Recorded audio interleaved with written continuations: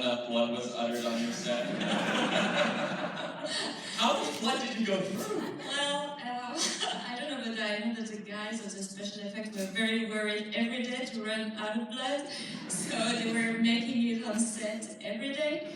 And yes, my favorite sentence was more blood, more blood every day. Well, I'm so glad for that. Now, the rape revenge genre has been a sort of a controversial genre in the sort of thriller and horror continuum. And what made you interested in telling a story within that framework for your first film, for your first feature? For my first feature, I really wanted to make a real genre film because I'm really a big fan of it. So I don't know how it came to my mind, honestly, but for me it was a perfect story to be extreme and to be able to have, no limit and to be very basic, because I think that's also the pleasure of the genre, like to go black and white and to push the limits. So that was the idea. And I think one of the things that I found interesting about the film is how it's the men whose bodies are the most exposed in this movie. And I just want to elaborate a bit perhaps on that decision, because I think it's a very interesting one. Sorry, which decision? Oh, sorry. Decision that there's so much male nudity. Yeah. Dick. A lot of asses. A lot of asses too, yeah. Well, it was to try to find a balance in a way, like usually it's more women that are showed and exposed, and it was kind of the reverse situation that I'd like to play with. I think it's very effective. Yeah. Now, how did you find Matilda? Matilda! Yes.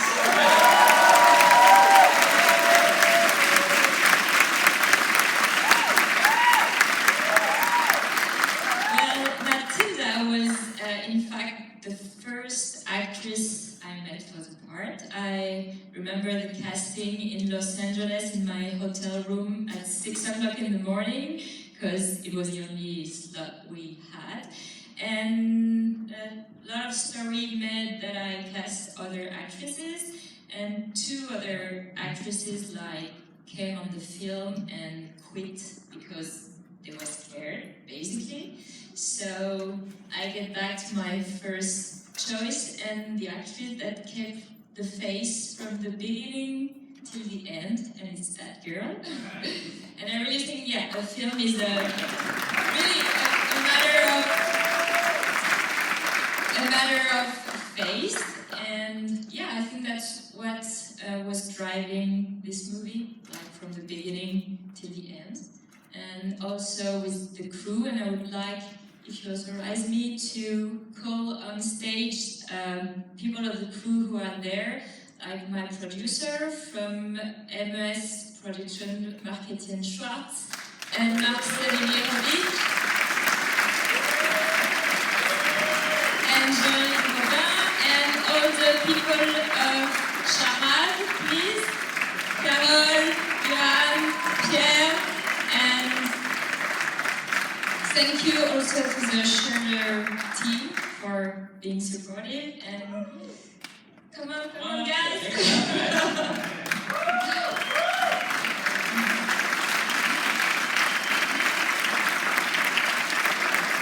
Do we have questions in the audience?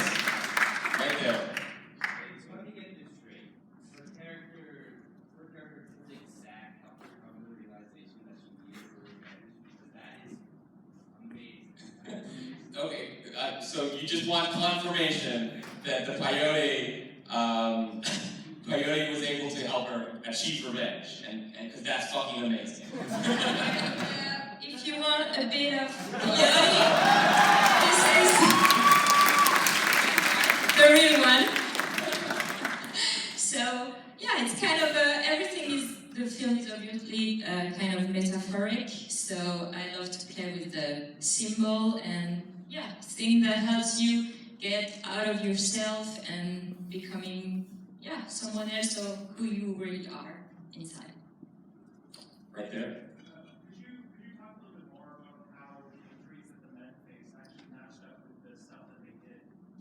Yeah, the injuries that the men faced, the audience member observed that they sort of matched up with the stuff that they had done. Yeah, exactly. The first one who watched without doing anything, was stabbed in the eyes, and the other one are more basic revenge, but it's going more and more harsh till the end. Right there.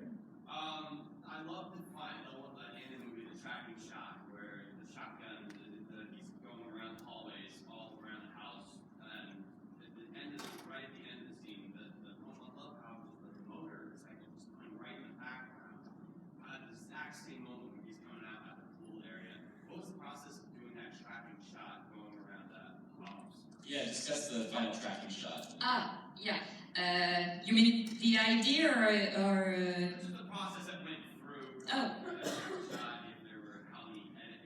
I didn't obviously see any edit cuts, so it was all in one take, or. Yeah, exactly. Yeah, we did. That's a shot. Yeah, I really liked, and we rehearsed a lot in prep and with a steady camera, and yeah, we kind of had half a day of rehearsal, and it took us half a day of shooting because, of course, as it was one sequence shot, we couldn't do mistakes. So yeah, but it was quite fun in a way.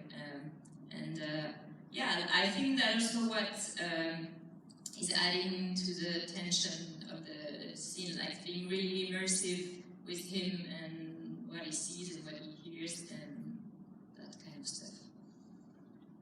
Right there.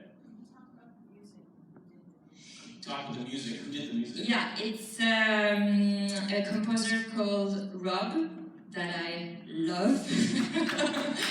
Really, yeah, I think he's so talented, and for me the sound and the music in particular was from the beginning of the writing so important for the identity of the project. And when I wrote, I was listening to a lot of music, and also when I was in prep, and I didn't know Rob, but I know his work, and I said, okay, it's the perfect guy for the movie. And yeah, I was lucky that he loved the script and involved in the project. And we had such an amazing collaboration. He gave me music during the whole editing, watching sequences, and we talked a lot about the moods, and so I was also editing on his music. And after we did ping pong, and and the final sequence, we were running kind of late to finish the movie, and he composed in one night, and yeah, it's great. Right there. I thought it was very unique to find a French language movie that you purposed in the American Southwest. And I was wondering about your perspective about putting a French language movie in a part of the world. Well, I think it was Morocco, though, was it? Or? Yeah, the thing is, we actually shot in Morocco, but yeah.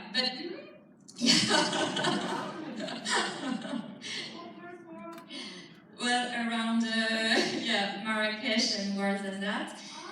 But the thing is, in the movie, I don't want to be set in a particular place, so it's very cool if you thought that it was in the States, but for me it could be everywhere, and it was the idea that it's kind of it's a desert that could be in the States, in Mexico, The whole time I thought it was in Mexico or something. Yeah, so it's good. Now, is that house still out there, and is it still covered in blood? Well, I hope not. But the owner wasn't there, so it was okay. Yes, right there. So I wanted to talk about, Kubrick's Kubrick's Lolita. Lolita. It was interesting to you that from the moment that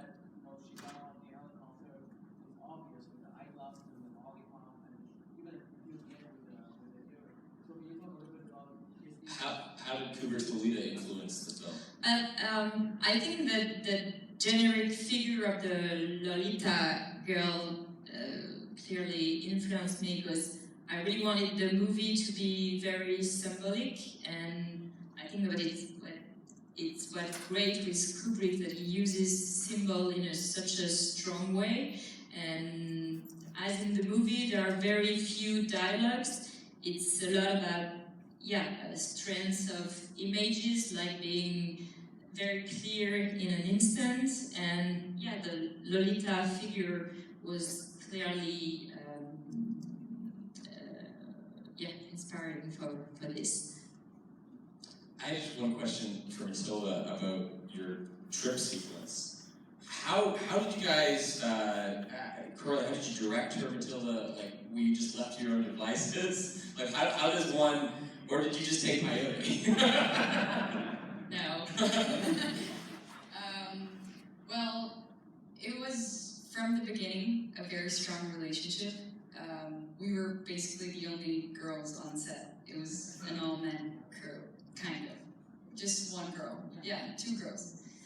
And that sequence was shot in a real cave in the middle of nowhere. It was really cold, really cold.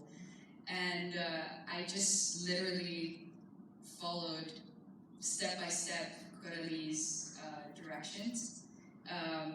She was talking through the shots and guiding me, like, on what I would hear and what I would feel. And so, yeah, thank you. All right, I'll get one more question. Yes, there. Here. Oh, wait, where? Guy in the hoodie. Guy in the hoodie? Guy in the hoodie's next. He was Yeah, I first. just wanted to ask about, you tend to switch between French and English a lot. What was why did you do that? What was the idea of, like, actually having it be different, like having characters from different Well, languages? basically, to be truly honest, it was for the financings.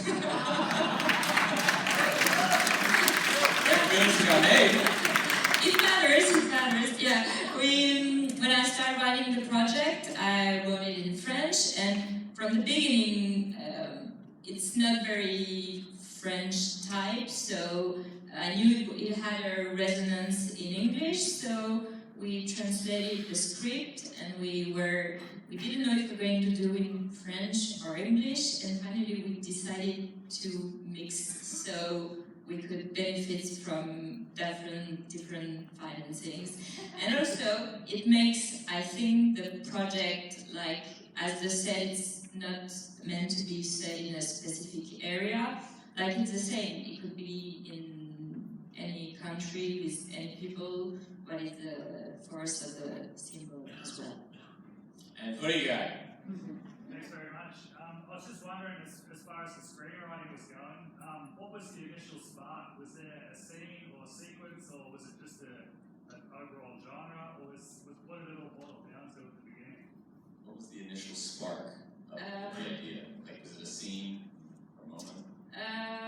I think it was really the idea of a character that was could be seen as so weak and so empty, and that is going to transform. And I think this is really what inspired me, like the transformation of a very somebody that everybody thinks is weak into somebody very, very strong. It was that molding that really inspired me from the beginning.